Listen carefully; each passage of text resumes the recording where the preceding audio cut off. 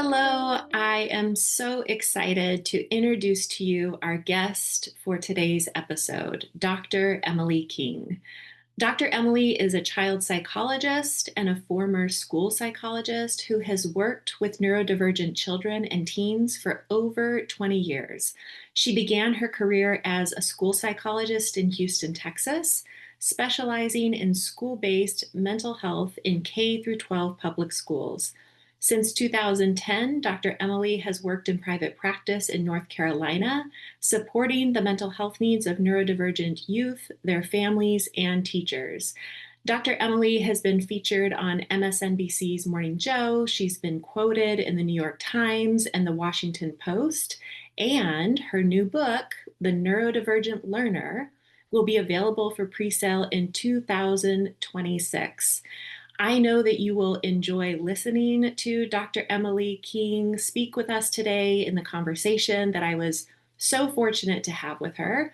And so, with that, please enjoy my conversation with Dr. Emily King.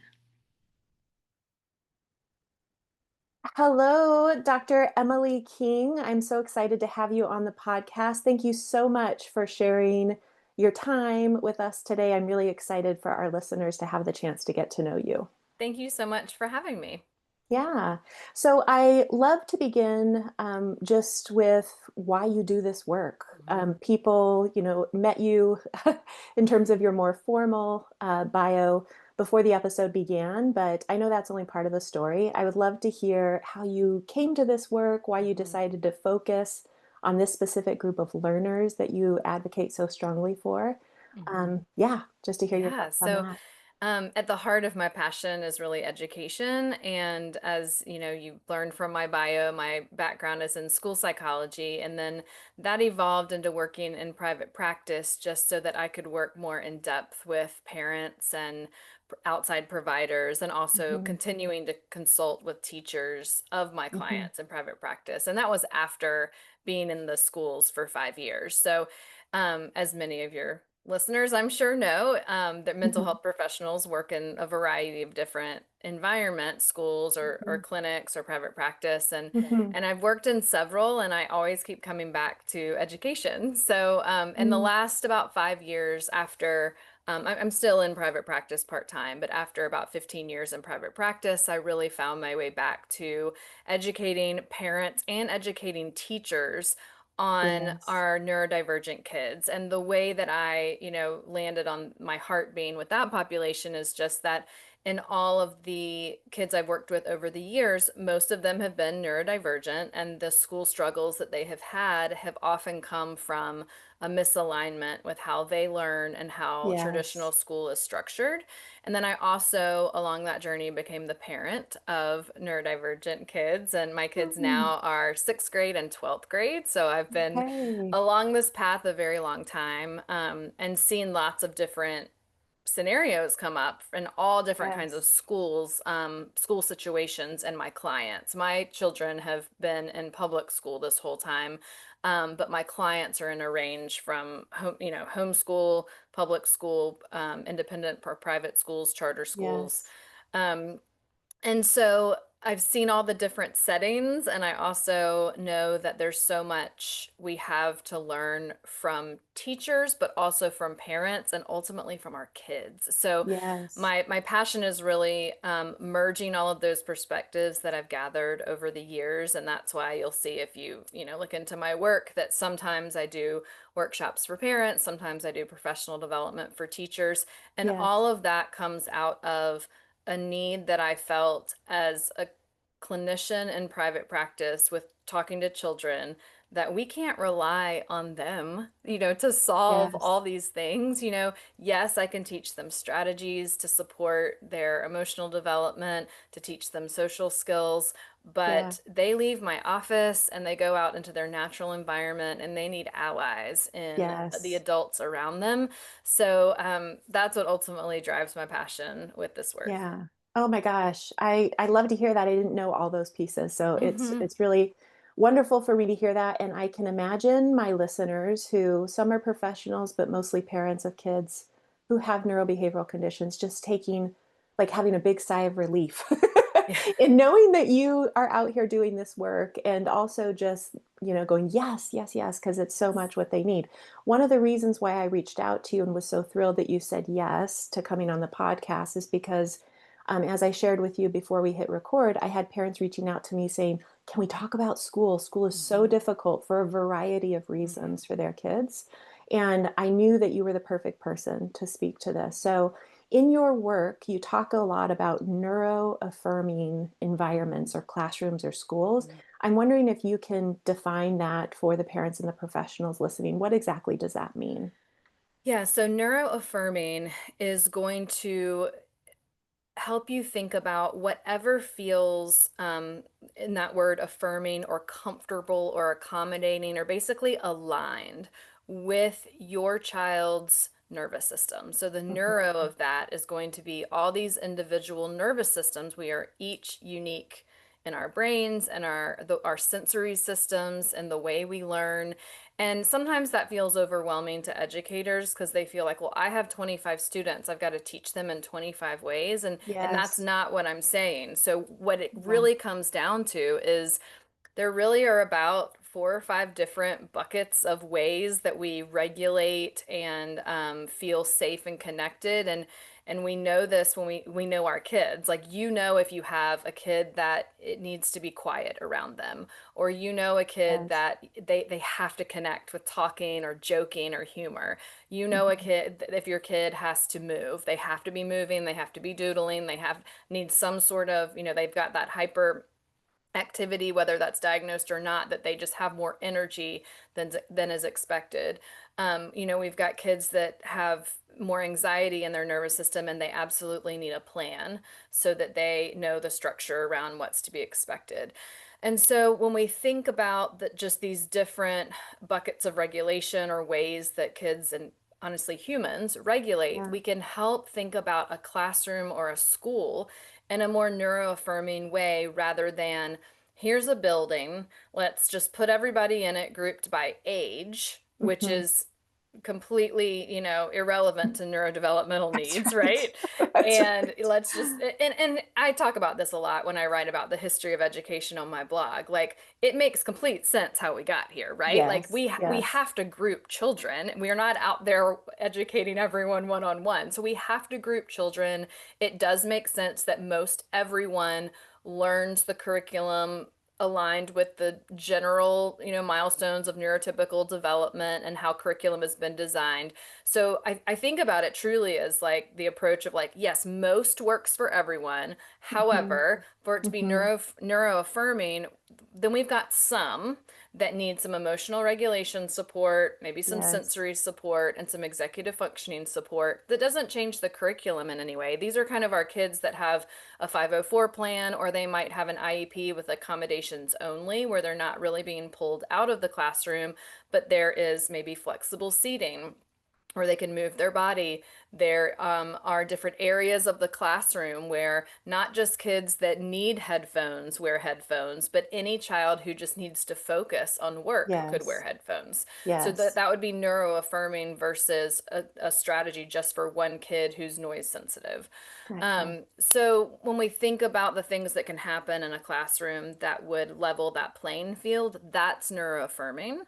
Mhm. And simply in just the attitudes and the feeling you get from educators in the building of what would make your child comfortable and connected in this Yes. space, even if they don't have it readily available, just that mindset is neuroaffirming. And Yes. if you hear that as a parent, yeah, that feels so good. And it feels like, okay, I can trust this person. Maybe they don't have it all figured out, or there, of course, are structural things, budget things that they're working against, but they're curious to help my kid feel comfortable so that they can Yes. learn.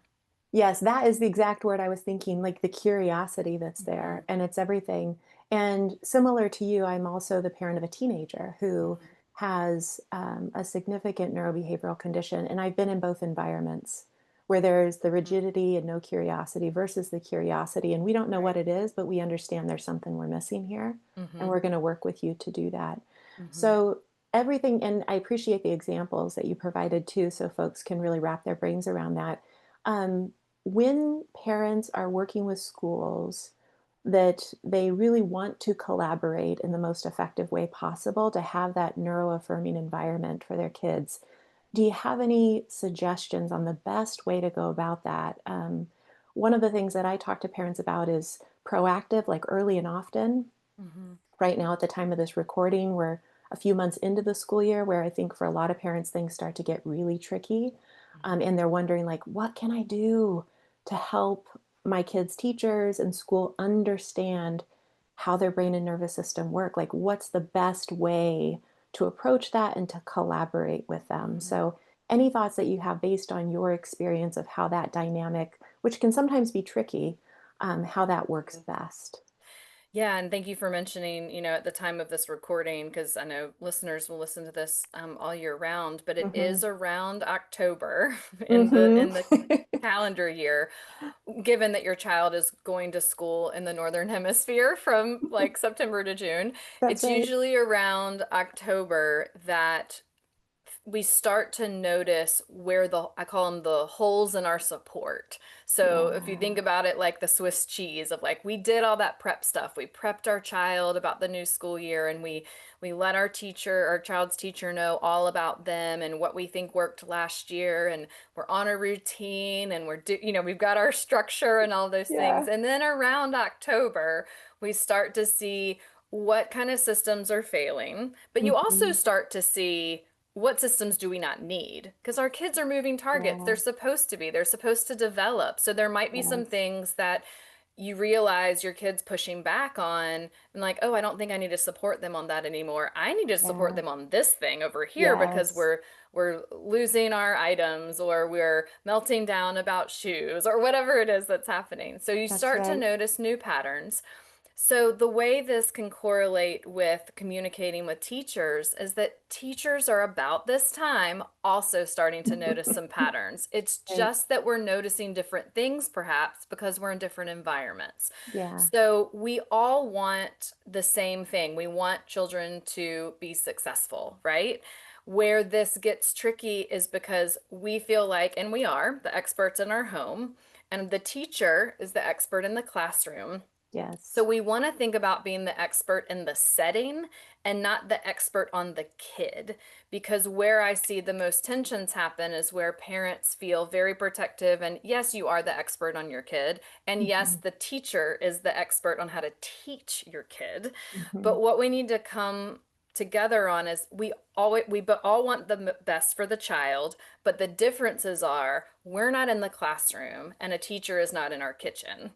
So, what is happening in those situations that could be the same or could be Yeah. different? And Yes. so, some things you could say when you're noticing these kind of holes in your support is emailing your child's teacher and saying, hey, every single morning we are having meltdowns about putting on a jacket or putting on shoes. When y'all Yes. go out, when y'all transition or go out to recess, are you seeing this too in your setting? Yes. So, we're thinking about stating what's going on, what you're seeing, and asking. You're being curious about the setting of school. So you're saying, I would love to hear what that looks like at school. And I Yes. coach teachers to do the same thing. So for instance, a teacher might think, gosh, this child really struggles to sit for more than 60 seconds. So a teacher might Yes. say to you, I've noticed they're having trouble staying seated. What does dinner time look like? When they have to stay Right. seated at home, and you might think, my child never sits down for dinner. So now we're getting Yes. somewhere. Now the teacher understands, oh, if a minute is the most this child can do, then Yes. that's great. We need to be able to communicate about really the facts of the child's skills in these different environments so that we can then either get curious about why is it different in these two different environments, or are we both seeing basically the same thing, like they're struggling in both places. My Yes. favorite question is to ask, why is it working? Like, we often can Mm. get offended by like, oh, they're Yeah. so good at school and they're so overwhelmed at home, right? Yes. That's Yes. actually good news. So ask your teacher, how is this working? Like, what do you have in place that they're able to do this independently? Because it is not happening at home. Yes. And sometimes it's structure, and that school is structured, school is routine. It is like rinse and repeat every day. So children do sometimes learn faster at school Yeah, with that kind of thing. But also, it could just truly be time of day, especially with young that's right. children, that they're Yeah. completely out of stamina. And it's not because you're doing anything wrong. It's because we have to get clear on communicating with teachers of how, if they're melting down at home, for instance, at 4:30 every single day, making sure a Yes. teacher knows that even if their behavior is not a problem at all at school, That's they're right. obviously expending so much energy to do that at school. We want a Yes. teacher to be aware that they might be white knuckling it through the day, or they might be just putting forth so much effort through the day. Yeah. Oh, I'm so glad that you mentioned that. I talk about it often as a cognitive fuel tank. And Yes. school basically takes all of their fuel. And so no wonder they come Mm-hmm. home on empty, and you see that empty fuel tank through those Mm-hmm. behavioral symptoms. So with that in mind, I have a question for you related to what I feel like is a pretty tricky group of students. Tricky in that their brain-based differences, their need for accommodations is not readily apparent all the Mm-hmm. time. Maybe it's the student who does pretty well academically, but behaviorally they're an outlier, right? Mm-hmm. And the misunderstanding that comes around that, how they're seen, targeted as, well, this is just a kid that doesn't behave because they can Mm-hmm. do the academic work. Like, what's the problem, right? Um, Right. or the child or the student that we were just talking about, where they are able to hold it together at school, but they're white knuckling it through, and Mm-hmm. then they fall apart at home. What would be your, and maybe it is along the same lines of the same advice, but is there anything different for those two categories of students that you would recommend parents think about in relation to collaboration with the school and trying to get the Mm-hmm. school to see their perspective and get on board with the need for accommodations? Yeah. So what you're describing is any type of asynchronicity in skills. It could be that the asynchronicity is across time, like across the school day. There seems Mm, to be more energy and success and attention, let's say, during the school day, and then home is really overwhelming and hard. mm, It could be asynchronicity with subjects. So this child is academically really great because let's say they are intellectually gifted, but they have ADHD or they're autistic. It's going to mhm, be hard to um, maybe engage or care about things that they're not hyper focused on. So they might have these skills that look really great if they're interested in it. And if they're not yeah, interested in it, then they aren't engaged at all and may have some behavioral concerns in those areas. So if there's any type of inconsistency with a student's success, that's where we actually need more collaboration, right? Of yes, course, when we're in situations where a child is struggling across setting, and we have that feeling as parents and educators of this is an all hands on deck situation, and yes, those situations do get kind of triaged faster, like with behavior plans and usually outside providers, and there's usually medication in the mix of talking. But what we're talking about is kids that are really able to do quite well under certain circumstances. So they're kind of confusing because when they're yes, tired or when they are not interested, it's like they have these emerging skills that when the stars are aligned, they look yes, great. So they that's trick right, us into thinking, oh, they don't need support. They're just not trying hard enough. Or, that's right, my biggest pet peeve, they're lazy, which I don't that's even right, believe is a thing, right? right, So, that's right, so for that's these right, kids, we need to be the most curious because I feel like these kids have some untapped potential and also are at risk. I mean, I think a lot of people would say, well, I'm more concerned about the kid that's struggling throughout the whole day. Yes, we are absolutely concerned about that child, but I'm yes, also equally as concerned about the confidence and the just general emotional regulation of kids yes, that have these inconsistent experiences because it is very confusing to be successful in one, let's say with one class and not another class, or yes. with academics but not social. So we really do not want to dismiss this and we want to get curious about this. Sometimes it gets missed because we're like, oh, they're fine most of the time. These, of course, are often um, are kids that have, an identification of twice exceptional. So they have an Yes, intellectual right. giftedness, but they have a diagnosis of autism or ADHD or a learning disability. So the Yes. numbers on paper are also very asynchronous. And so we want to think about getting to the bottom of the why. Why is it working here and not working here? Yes.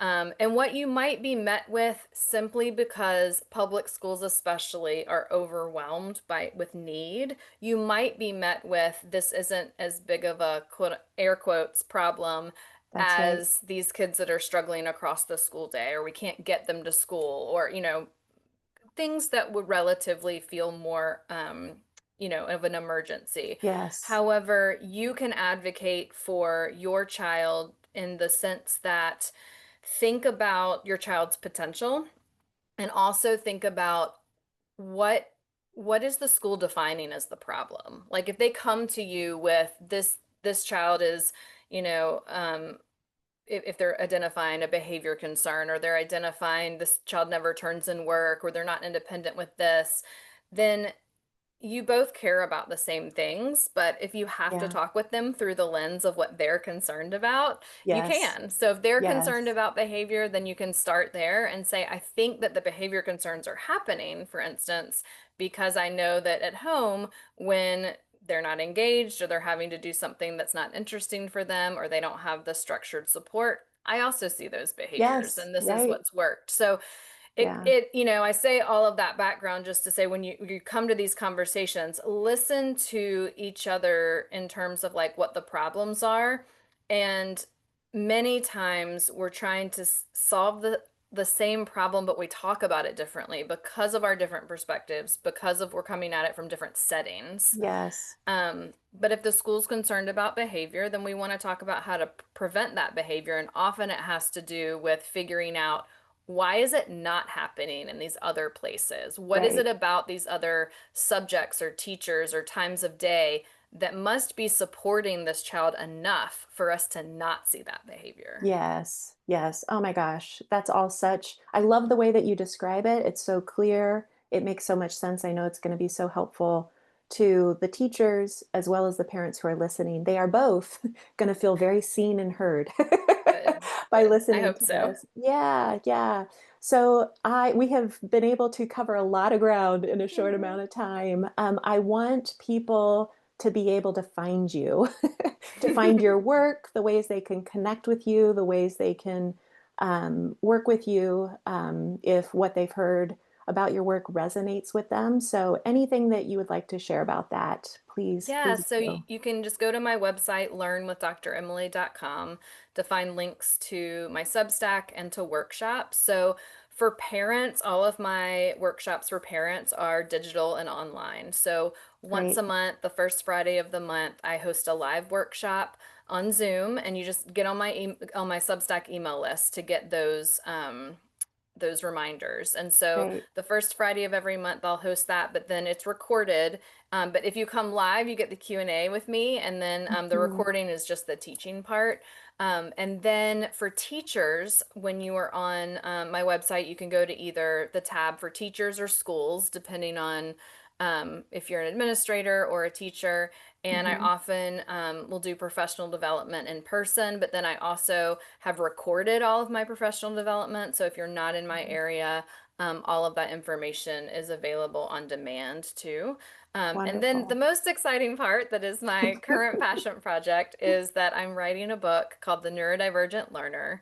And I'm so excited that I'm just so excited that it's being published, because I feel like Yes. 5 to 10 years ago, the neurodivergent learner wouldn't have gotten enough attention to be Right, published. And now I right. feel like, more educators, more parents are interested in this. So this book is for parents of kids preschool through middle school. Okay. My hope is that there will be a second book for high schoolers and young adults, or parenting that age range. And then I also hope that there is going to be a shorter book, because teachers are shorter on time, a shorter book for teachers. But all of that information is just my work, and I would love for you to join me and follow along the journey. Wonderful. And I will be sure to link to all of that in the show notes so that folks have it. Congratulations on the Thank you. book. Very excited to have it out in the world too. For I know the parents that I work with desperately need something like that as a guide. So, Dr. Emily King, thank you so much for your time. It was wonderful to have you on the show, and I appreciate it so much. Yeah, thank you so much for having me. Okay, take care.